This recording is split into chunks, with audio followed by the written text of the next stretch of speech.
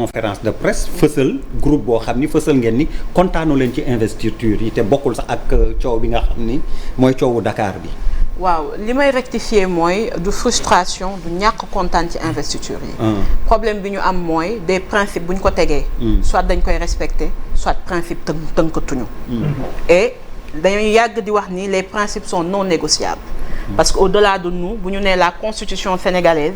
c'est pas par rapport ñun niñ koy gisee mais niñ ko tënkeek niñ ko tegee fenn lay ñëw foofu lay rejoindre. mais loolaa ko doon pare wax man ko wax bi dëgër na de wax bee gën a dëgër sax man mais wax bee gën a dëgër sax li ma wax wax bi nga wax a gën a dëgër li ma wax. c'est un désaccord. incompréhension. c'est-à-dire on a établi Bouba dañu établir ay principes et il y a des gens qui ont vogué à contre-courant. Malal moom laay wax ni dama ne Malal. ah non mais en fait loolu mooy. Malal. désaccord li nga wax la. Malal bu ñu àndee. Malal bu ñu àndee te d'accord uñu. oui te suñu désaccord. oui. bugguñu ko wax. ci opinion bi mu mel ni dañu frustré. dañ koy solal mbubb. frustration bu ñu solal mbubb la. mais bu dee dañu wax ci ay principe nga jël principe bi kii ko mais bu créé frustration. lan lay créé da nga ciy ànd wala nga bañ ci ànd foofu laay ñëwee. da nga solal affaire mbubb rek. te la dernière fois code bi nga fi ñëwee da nga saf ba mu saf. Modou bàyyi jàmm. Modou bàyyi code en fait doo lekk sama lanc. je pense que c'est le mot exact. sàq bi sama lanc di ngeen ma corriger. et je pense que tey ak le camarade bi ñu defee bleu sax xam ngeen ni ñun on est toujours dans le Yewwi. ndax Yewwi kenn moomu ko. c'est déjà un des principes. man li may wax ci mbiru Dakar bi mooy. comme il l'a dit Déthié rigueur. Déthié mi ngi def liggéey boo xam ni képp ku honnête. parce que comme on le dit ñun du ñu positionné wu sur des questions de personnes. mais sur des résultats ak li ñu gisee nit ki.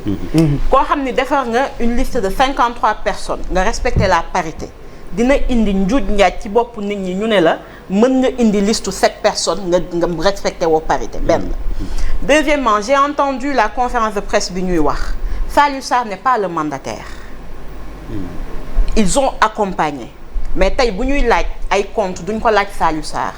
duñ ko laaj ñeneen ñi demoon ànd c'est Déthié Fall qui est le mandataire moom lañ koy laaj. parce que moom moo yor suñu cachet. moom bu demee ba au niveau du ministère de l'intérieur moom la ñuy jox cachet beeg enveloppe bi mu téye ko ñëw delloo ñu. te tey li mu wax en fait nga bëgg ko nga bañ ko ci ñun ci loolu la ñu mën a jàpp. mooy la liste qu'il a déposée et liste bi ñu génnee bokkul. ñoo mënee nekk. bàyyi ma rek ñun nag nekkuñu fa woon. peut-être moom dina ci gën a sori. parce que comme on l'a dit foofu la peut-être divergence yi amee. du ma sorcière du ma divin mais li ñuy wax rek mooy on part d'une bonne présomption parce que ni mu ko waxee Dakar la mbir moo xam ni boo ñëwoon sax bind ay ABCD. yàlla. defal na Yewwi loo xam ni au niveau de Dakar incha allah da koy gagner. donc quelles sont les motivations à qui profite le crime on peut avoir nag plusieurs je termine Malal plusieurs interprétations xawma mais man je dis que peut-être dina am ñoo xam ni gis Barthélémy Diaz au niveau de l'Assemblée nationale dina leen gêner dina am ñoo xam ni gis ñeneen ñoo xam ni peut-être projet yi ñuy teg ak nit dina leen gêner je n'accuse personne mais damay wax ni man nekkuñu fa notre parti n'a pas été en réalité boolewuñ ko ci négociation yeeg positionnement yeeg ni ñu demee jox benn wàllu ñàkk ko wax donc xawma lu xew. ban parti. bés du ñàkk. et comme rue kii bi nu mu koy waxtee slogan bi bés du ñàkk tey wane ni bés du ñàkk ci fànn yëpp balaa nga ma ciy sànni xeex donc je disais d'ailleurs en réalité. kan lay déranger ñu gis Barthélémy à l'Assemblée nga baal ma après nga continuer. waaw ñi muy déranger bëri na.